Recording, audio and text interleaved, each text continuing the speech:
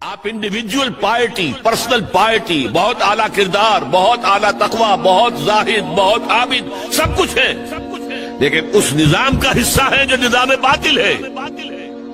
آپ کس کی گواہی دے رہے ہیں؟ وَمَن لَّمْ يَحْكُم بِمَا أَنزَلَ اللَّهُ فَأُولَٰئِكَ هُمُ الْكَافِرُونَ، جو فیصلے نہیں کرتے اس چیز کے مطابق جو اللہ نے نازل کی ہے، وہی تو کافر ہیں۔ تم نے کافر کسے سمجھا ہے؟ وَمَن لَّمْ يَحْكُم بِمَا أَنزَلَ اللَّهُ فَأُولَٰئِكَ هُمُ الظَّالِمُونَ، جو اللہ کی اتاری ہوئی شریعت کے مطابق فیصلے نہیں کرتے وہی تو مشرک ہے۔ وَمَن لَّمْ يَحْكُم بِمَا أَنزَلَ اللَّهُ فَأُولَٰئِكَ هُمُ الْفَاسِقُونَ، جو اللہ کی اتاری ہوئی شریعت کے مطابق فیصلے نہیں کرتے وہی تو ناہنجار ہیں، فاسق ہیں، غدار ہیں، باغی ہیں، سرکش۔ یہ تین فتوے ہیں مفتی اعظم کے۔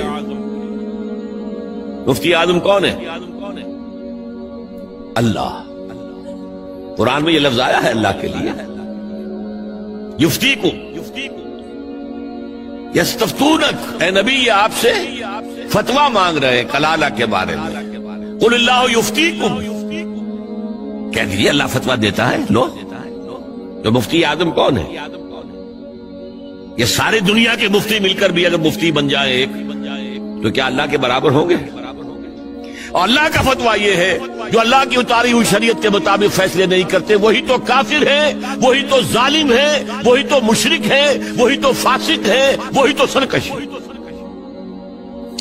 اور یہ تین فتوے ایک رکوع میں آئے ہیں، سورہ مائدہ کا رکوع نمبر 7۔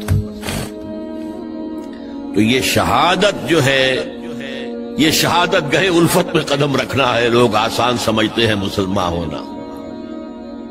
ٹھیک ہے، کہہ دیا اشہد ان لا الہ الا اللہ واشہد ان محمد رسول اللہ، اب تمہیں معلوم نہیں ہے شہادت گاہ میں آ گئے ہو۔ اور شہادت سے مراد تمہارے قول سے اللہ اور اس کے دین کی گواہی ملنی چاہیے۔